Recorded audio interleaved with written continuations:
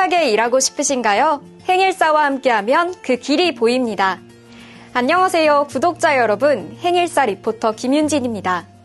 오늘은 대기와 폐기물 속 문제를 진단하고 처방까지 내리는 환경 전문 의사와도 같은 분을 모셨습니다. 서성석 기술사님, 반갑습니다. 네, 반갑습니다. 우선 구독자 여러분께 기술사님에 대한 소개를 부탁드립니다. 네, 안녕하세요. 저는 사이버 출판사와 성원당에서 환경기사 및 환경산업기사 수험서를 출간하고 동영상 강의를 하고 있어 행복한 서성석입니다. 기술사님께서는 대기관리와 폐기물 처리 분야에서 두루 활동하고 계신데요. 처음에 어떻게 이 분야에 발을 들이셨는지 또 어떤 계기로 지금까지 이어오고 계신지 궁금합니다. 네, 저는 대기관리기술사와 폐기물 처리기술사를 가지고 있습니다.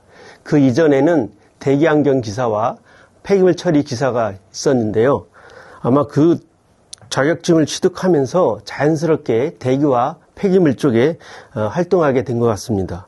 통상 환경기사는 대학교 졸업 전후에 취득을 하게 되는데요. 그때 무엇을 선택하느냐에 따라서 앞으로의 진로가 결정되는 것 같습니다. 저도 대학교 졸업 때 대기환경기사를 먼저 취득하였고 그 이후 대기와 관련이 깊은 폐기물 처리 기사를 취득을 했습니다. 그 당시에도 대기와 폐기물 이외에 수질이나 토양, 소음 진동, 자연환경과 같은 다른 선택의 폭이 많았는데요. 저는 대기환경 기사를 선택한 거고 그것이 계기가 되어서 지금까지 온 것 같습니다. 돌이켜보면 제가 그 당시 왜 대기환경 기사를 선택했는지는 잘 모르겠습니다.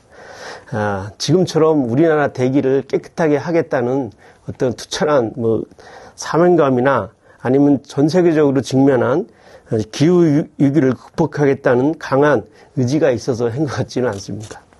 아마도 공부해야 할 수험서의 분량이 적어서 선택했을 수도 있습니다. 기술사님은 두 분야를 모두 경험해 보셨잖아요. 기술사로서 특별한 장점이나 다른 전문가와 차별화되는 점은 무엇이라고 생각하시나요? 제가 저번에 방송에도 언급했듯이 기술사는 이공계, 산업계 쪽에서 최고로 높은 자격증이거든요. 그래서 그것을 취득하게 되면 어떤 소득이나 대우 측면에서 상당히 이제 높아지게 되는 거고요. 그리고 이제 주로 하는 일이 상위 업무를 주로 하고 있습니다. 그러니까 문과 쪽으로 보면 변호사나 회계사 등과 비슷하다고 생각하시면 됩니다. 물론 기술사를 취득했다고 해서 바로 그 분야의 베테랑이 되는 것은 아니고요. 계속해서 실무를 쌓아야 하고 또한 공부를 계속 해야 하는 것은 기본이겠습니다. 기술사님이 또 알고 보면 환경공학 박사님이시잖아요. 환경공학을 깊이 연구하신 배경이 지금 두 기술사로 활동하는 데 얼마나 도움되셨나요? 네, 저는 애초에는 박사학위를 취득하고 학계 쪽으로 가고 싶었습니다. 자, 그런 학위를 준비하는 과정에서 좀 과정이 길어지면서 이런 학계 쪽의 진출은 적고 기술사를 취득한 후에 그 산업계 쪽으로 방향을 틀었습니다. 저는 석사, 박사 과정에서 주로 소각 분야를 연구했는데요. 이 소각이라는 분야가 이 대기와 폐기물하고 연관성이 매우 높습니다. 소각은 폐기물을 태워서 이제 폐기물의 부피를 줄이는 그런 것이 주 목적인데 이 고온의 조건에서 폐기물을 태우는 과정에서 대기오염 물질이 발생이 됩니다. 그러면 그 대기오염 물질을 처리하기 위한 방지 장치가 꼭 필요하게 되는 거죠. 그래야 이제 우리가 호흡하고 있는 이런 대기, 즉 공기를 깨끗하게 유지할 수 있는 겁니다.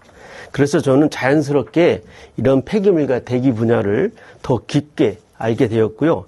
이런 공부들이 제가 기술사를 취득하는 데 많은 도움이 됐다고 생각을 합니다. 대기환경기사와 폐기물 처리 기사를 준비하는 분들도 박사님처럼 관련 전공을 공부하면 유리할까요? 아니면 꼭 전공이 아니더라도 충분히 도전할 수 있을까요? 네, 기사 수험서를 출간한 저에게 이런 질문을 하면 당연히 둘 다 가능하다고 말씀드릴 수밖에 없습니다. 실제로 환경 관련 전공을 하신 분이 기사를 준비하시면 훨씬 유리하죠. 왜냐하면 대학 과정에서 관련 분야를 미리 공부했기 때문이죠. 그렇다고 해서 비전공자들이 취득하기 어렵지도 않아요.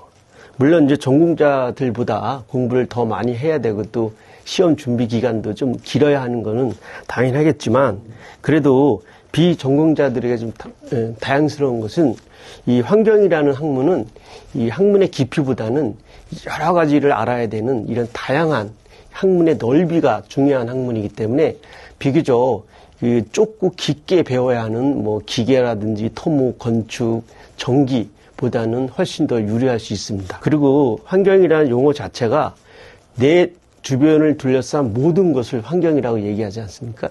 그래서 우리는 태어나서부터 이 환경이라는 용어 자체에 익숙해져 있어요. 그래서 비전공자들도 쉽게 접근할 수 있고, 그래서 비전공자들도 도전하면 충분히 취득할 수 있습니다. 그럼 미래의 대기환경기사와 폐기물 처리기사님들을 위해 서성석 기술사님이 준비하신 강의 과목은 어떤 것들이 있을까요? 네, 먼저 사이버 출판사의 대기환경기사, 대기환경 산업기사, 그리고 폐기물 처리기사, 폐기물 처리 산업기사의 수험서가 있고요. 관련돼서 동영상 강의가 있습니다. 그리고 성한당에는 대기환경 기사, 필기, 실기, 수험서가 있고요. 관련된 동영상이 있습니다. 기술사님 강의를 열심히 들으면서 대기환경기사와 폐기물 처리기사를 어느 정도 공부하면 시험에 당당히 합격할 수 있을까요? 글쎄요. 뭐 사람마다 그 전공을 했느냐 안 했느냐, 그 다음에 공부하는 기간이 기냐, 또 집중도가 얼마냐에 따라서 좀 차이가 있기 때문에 딱히 얼마라고 말씀드리기는 좀 어렵겠지만, 그래도 하루에 한 2-3시간 정도 공부를 기준으로 한다면 한 3에서 4개월 정도로 생각하고 있습니다. 시험도 1년에 3번 보니까 얼추 한 3에서 4개월이 평균이라고 생각이 들고요. 근데 여기서 유념할 것은 2주 완성, 뭐 한 달 단기 합격, 이런 거에 너무 신경 쓰지 않았으면 좋겠습니다. 각자의 사정이 있기 때문에 각자의 페이스대로 해야 되는 게 맞고요. 그리고 기사 취득은 단기 합격이 중요한 게 아니라 그냥 합격하는 게 중요한 거고요. 그 다음에 여기에 대학에서 배운 것들을 총 정리하는 의미이기도 하기 때문에 너무 조급하게 생각하지 않으셔도 될 것 같습니다. 합격 노하우가 궁금합니다. 기술사님 같은 경우 자격증 시험 공부하실 때 노하우가 있을까요? 네, 뭐 이것도 제가 저번 방송에서도 언급되었는데, 아무리 어려운 시험도 시험은 단지 시험일 뿐이다 라는 이런 자신감이 좀 있어야 되고요. 그리고 한번 마음 먹었으면 시험 준비 정도에 상관없이 무조건 시험에 응시해서 우연을 필연으로 만들어 가야 됩니다. 그리고 자료 욕심을 너무 부리지 마시고 그냥 수험서 한 권으로 하시면 될 것 같습니다. 혹시 지금 이 방송을 보시고 계신 분들 중에 제 책이 아닌 수험서를 가지고 계신 분들이 있을 텐데요. 뭐 굳이 제 수험서를 사지 않으셔도 됩니다. 그리고 이거는 이제 자세의 관점이라면, 기술적인 관점으로 보면, 먼저 워밍업 차원에서 한 번의 완독이 필요합니다. 사실 저도 경험해 봤지만 한 번 완독하는 게 진짜 어렵습니다. 하지만 제가 단언컨대 한 번 완독을 하면 반드시 빠른 시일 내에 합격을 합니다. 그리고 한 번 완독 이후에는 2-3번의 다독이 필요합니다.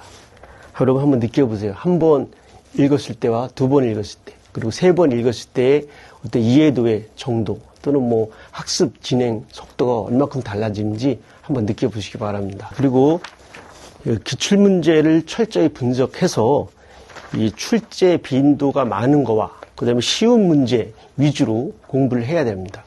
대부분의 사람들은 합격하기 위해서 어려운 문제, 내가 잘 모르는 문제부터 공부를 하기 시작하는데요.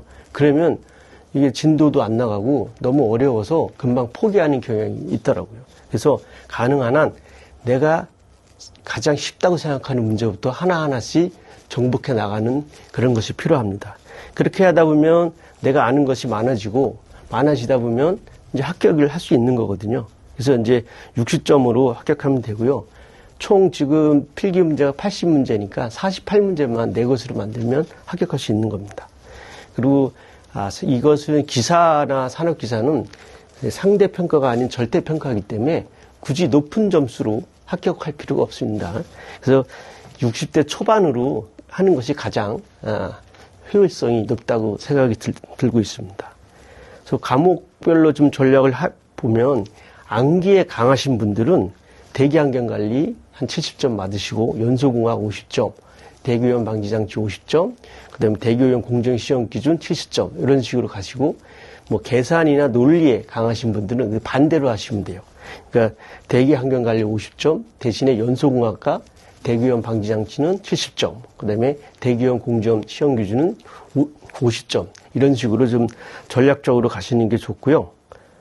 폐기물 처리 기사도 비슷합니다. 그래서 안기에 강하신 분들은 폐기물 개론을 70점, 그다음에 폐기물 재활용 및 자원화 기술을 50점, 그다음에 폐기물 처분 기술 50점, 그다음에 폐기물 공정 시험 기술은 70점으로 하시면 되고, 또 논리와 계산이 강하신 분들은 그 반대로 좀 더 논리와 계산이 필요한 폐기물 재활용 처분 기술은 70점, 그다음에 폐기물 자원 기술 이런 것들은 70점 맞으시고, 이런 개론이나 공정 시험 기준은 50점 정도로 하시면 좋을 것 같습니다.